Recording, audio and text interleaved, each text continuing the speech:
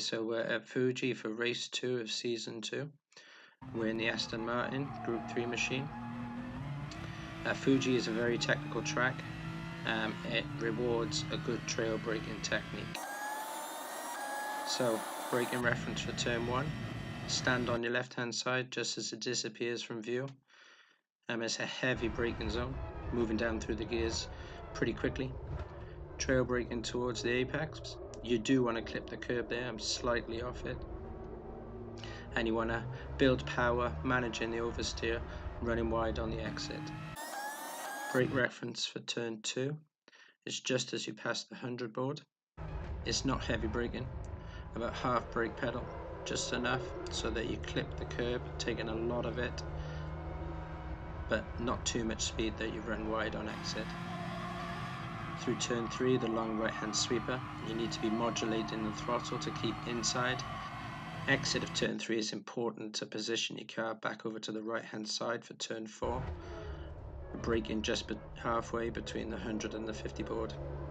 Trail braking towards the apex, taking curb again. As soon as the wheels are straight, up to full throttle, managing the oversteer on exit. So for the run down to turn 5, you want to be driving as little extra road as you possibly can. Smooth steering inputs.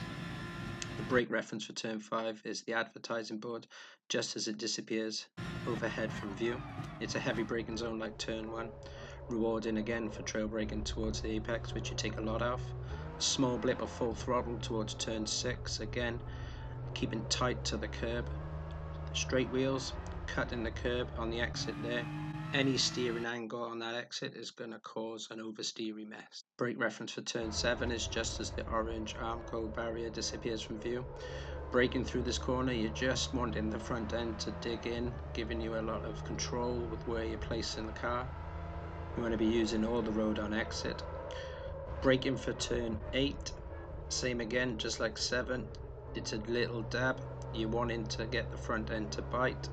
And as soon as those wheels are straight on exit, up to full power across the rumble curbs. Brake reference for the final corner is just as the orange Armco barrier disappears from view on the right hand side. You want to start out wide, turn in towards the apex, trail braking at the beginning of your turn in, but not as you come in towards the curb. And you want to be up to full power as soon as possible, because this is an extremely long straight. And you want to be going as fast as you possibly can by the end. Okay, so now we're going to put that into a lap, see what it looks like at full speed. Exit for my lap here, a little bit wobbly. Got a little bit more oversteer there than I would have liked, so it's probably going to cost me a 10th down this straight. Again, it's a really long straight, and it's quite easy to be overthinking this as you approach the brake point. So you really need to react to the brake marker that you've set yourself. So it's heavy braking, trail braking towards the curb. I've been slightly wide there again, probably cost myself another 10th, but I'm up to full power, nice and smooth with no oversteer. Turning my attention to car position and brake reference, and braking to get the front end to bite, taking as much curb as possible without a penalty. Up to full throttle as soon as possible. For the long sweeper, I'm modulating the throttle to keep the car on the inside and focusing on getting the car back right over onto the right hand side. Trail braking towards this curb and up to power as soon as possible, managing tricky oversteer on exit there. Smooth steering inputs towards the final sector of the lap. It's really technical. Heavy braking for the beginning. Trail braking towards the curb, which I'm going to take a lot of. Little blip of full throttle. Managing the oversteer on exit here. Braking to get the front end to bite. Running wide on exit using all the road, maximizing apex speed. Same for this corner. Braking to get the front end to bite. Maximizing apex speed by running all the way wide on exit.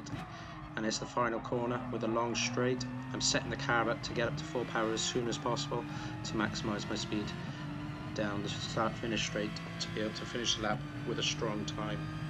I think with a perfect lap there, my final time here would have been maybe up to a half second quicker. So 80% fuel, we're definitely looking at 36 qualifying times for Tier A.